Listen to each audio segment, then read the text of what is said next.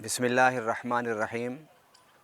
अल्हम्दुलिल्लाह, अल्लाह ताला ने हमें ज़िंदगी में एक बार फिर माह रमज़ान अता फ़रमा दिया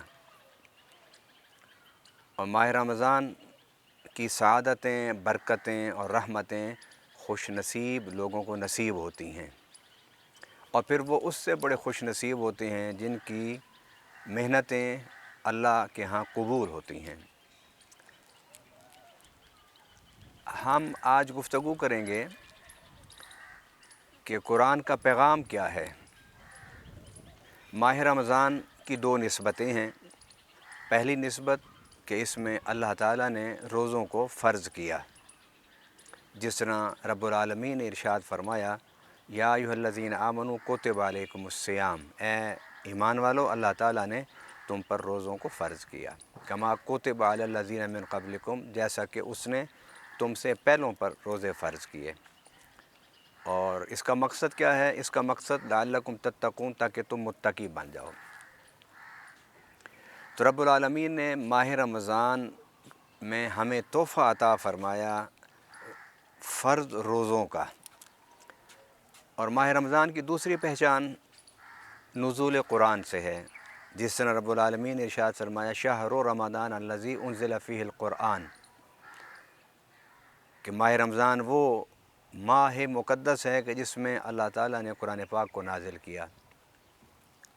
और कब नाज़िल किया? फरमाया, इन्ना अंज़लनाहु फ़ी लैलतिल क़द्र, कि मैंने कुरान पाक को लैलतुल क़द्र में नाज़िल किया। मैं यहाँ पर इस बात की वजाहत चाहता हूँ कि कुरान पाक की पहचान दो चीज़ें हैं, रमज़ान है और कुरान है।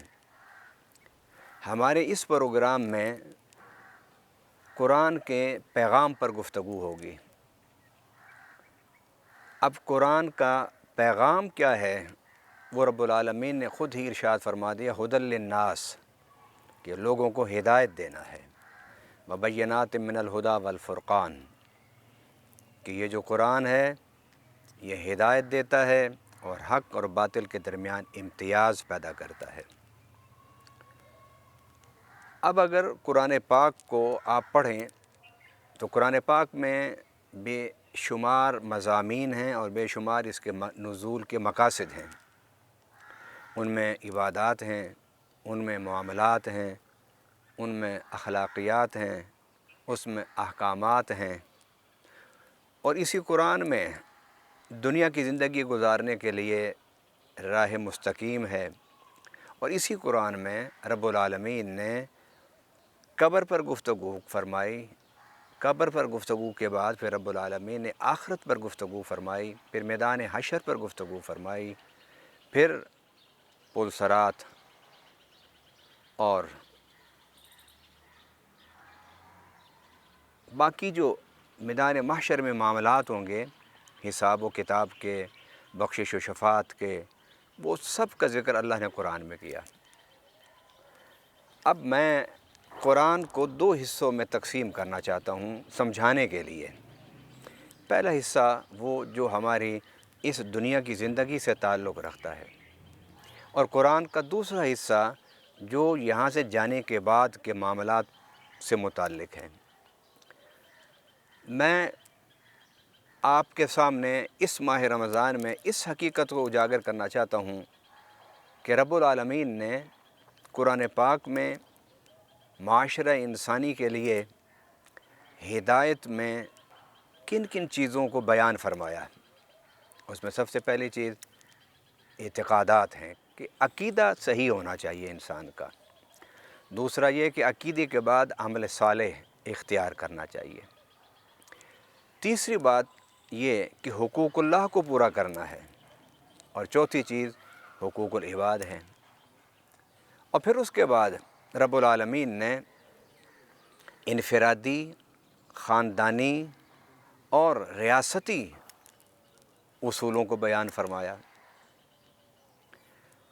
अब ये सब कुछ बयान करने के बाद रब्बुल आलमीन ने एक जुमला इरशाद फरमाया, और वो क्या? अफ़ला यतदब्बरून अल कुरान अम अला क़ुलूबिन अक़फ़ालुहा, क्या तुम कुरान में गौर नहीं करते فرمایا کیوں نہیں کرتے تم غور؟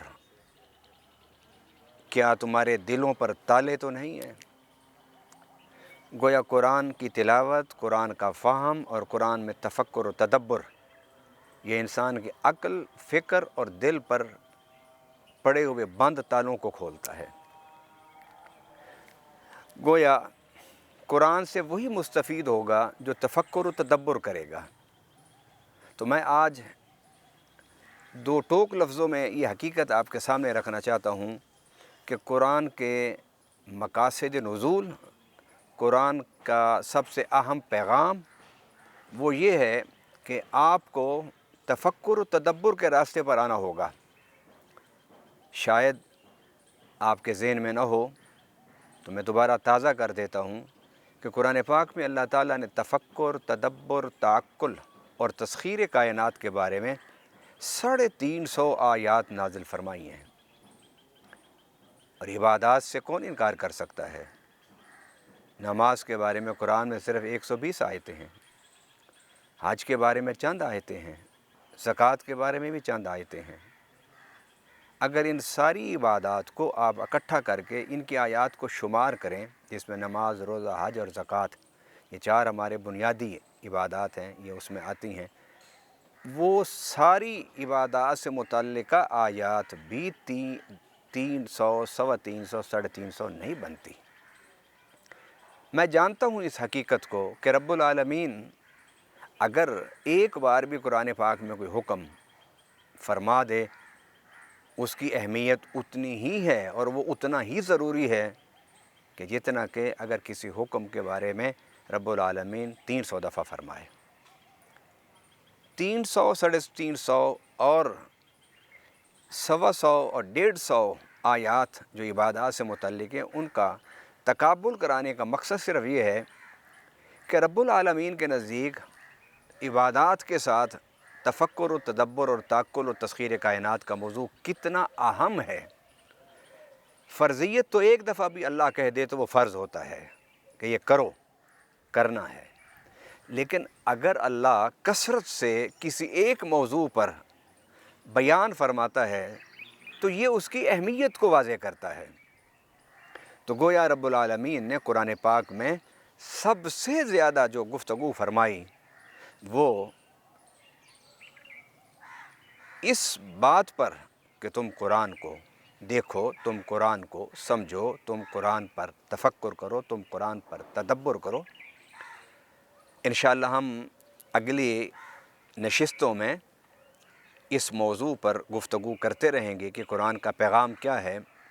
آج کی اس نشست میں اس حقیقت کو ذہن میں بٹھا لیجئے کہ رب العالمین کے نزدیک سب سے اہم موضوع یہ ہے کہ تفکر و تدبر اور تعقل، اور پھر اس کے بعد کائنات کی تسخیر، کائنات کو اپنے تابع کرنا، پھر اسے تابع کر کے اس کی قوتوں کو اس سے نفع اٹھانا اپنے لیے، اپنی قوم کے لیے اور پوری انسانیت کے لیے۔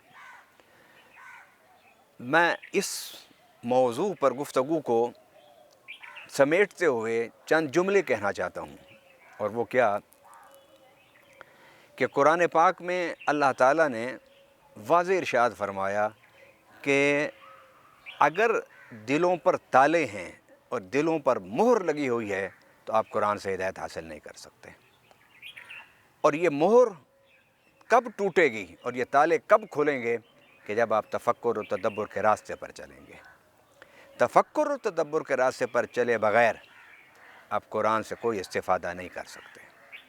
تو آئیے ہم جہاں ماہ رمضان میں نوافل پر بڑی لمبی گفتگو کرتے ہیں، اعتکاف پر بڑی لمبی گفتگو کرتے ہیں، اور دیگر نفلی اور مستحب امور پر لمبی گفتگویں کرتے ہیں، ان گفتگوؤں کے ساتھ ساتھ اس کو بھی آپ اپنی گفتگو کا موضوع بنائیں کہ قرآن کے فلسفے کے مطابق فرد ہو، خاندان ہو یا قوم ہو، وہ ترقی کے منازل طے نہیں کر سکتے اگر علم، تحقیق، تفکر، تدبر، تعقل اور تسخیر کائنات کے راستے پر نہیں چلے گی۔ لہٰذا آج کے اس نشست میں قرآن کا پہلا پیغام جو قرآن کے الفاظ میں قرآن کے ذریعے سے میں نے آپ تک پہنچایا وہ ہے کہ تفکر و تدبر، غور و فکر اس کو کریں۔ قرآن کے بے شمار آیات میں فرمایا ہے کہ کیا تمہیں آنکھیں نہیں کہ تم دیکھ نہیں سکتے، کیا تمہارے کان نہیں کہ تم سن نہیں سکتے، کیا تمہارا عقل نہیں کہ تم سوچ نہیں سکتے۔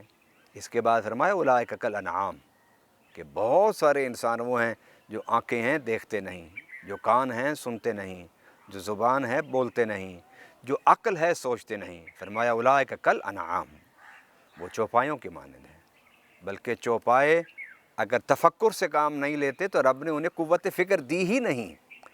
اے انسان تجھے تو ہم نے قوت فکر دی ہے، قوت دراکہ دی ہے، قوت مدرکہ دی ہے، تو اگر اس نعمت سے فائدہ نہیں اٹھائے گا تو تو چوپایوں کی سطح پر نہیں بلکہ اس سے نیچے گر جاتا ہے۔ فرمایا بل ہم اضل، بلکہ اس سے بھی زیادہ بدتر حالت میں ہے۔ اولئک هم الغافلون، اور ایسے انسان اللہ انہیں غافل کہتا ہے۔ اس ماہ رمضان کی اس میرے مختصر سے پیغام سے آئیے ہم غفلت سے نکلنے کی کوشش کریں اور قرآن کے اس اہم پیغام تفکر و تدبر اور تعقل و تسخیر کائنات کو سمجھتے ہوئے خود بھی علم اور تحقیق کے راستے کی طرف آئیں اور اپنے مسلمان بھائیوں کو اور پوری انسانیت کو قرآن کے اس اہم پیغام سے روشناس کرائیں۔ اللہ تعالی ہماری ان کاوشوں کو اپنی بارگاہ میں قبول فرمائے۔ وما علینا الا البلاغ المبین۔